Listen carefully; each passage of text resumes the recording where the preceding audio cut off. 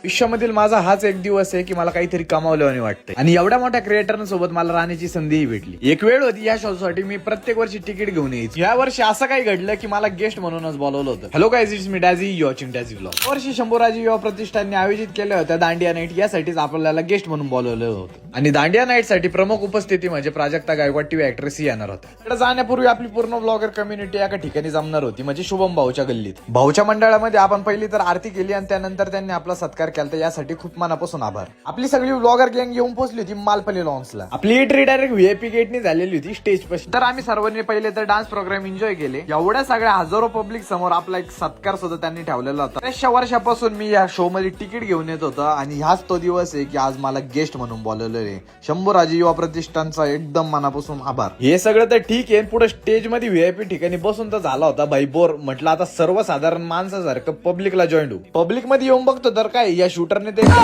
अवतार केलेला होता एकदम क्वालिटी मध्ये. विषय क्वालिटीचा आला आणि त्यात आपली फॉलोअर फॅमिली भेटली, असं कधी होतच नाही. आणि खरं सांगायला गेलं ना पब्लिक, तुमच्यामुळेच ही संधी भेटली होती आज मला इथे. आणि त्यात तुमची सगळ्यात फेवरेट आणि क्यूट गेस्ट म्हणजे आपली कॅडी सुद्धा आपल्याला भेटली होती. आपल्या सगळ्या व्लॉगर गँगनी ठरवलं होतं पब्लिक मध्ये जाऊनच नुसता राडा आणि धूर सोबत करायचा. काय राडा तुम्ही एकदा बघूनच घ्या आमचा कसा जातो.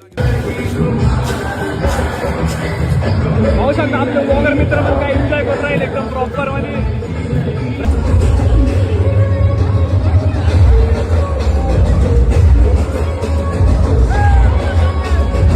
असा काही आपल्या ब्लॉगर कम्युनिटीने मिळून जुळून एन्जॉय केला आणि यातून समजलं ते पण काही आपल्या सर्वसाधारण माणसासारखेच आहेत, काही वेगळं. आजचा हा दिवस माझ्या आयुष्यातील कधीच न विसरणारी सुंदर आठवण म्हणून राहील. या सगळ्या गोष्टींचं श्रेय तुम्हाला जातं पब्लिक, कारण तुमच्यामुळेच मी या स्टेजवर येण्याची संधी भेटली आणि तुम्हीच मला झिरो पासून हिरो बनवलंय. Love you all.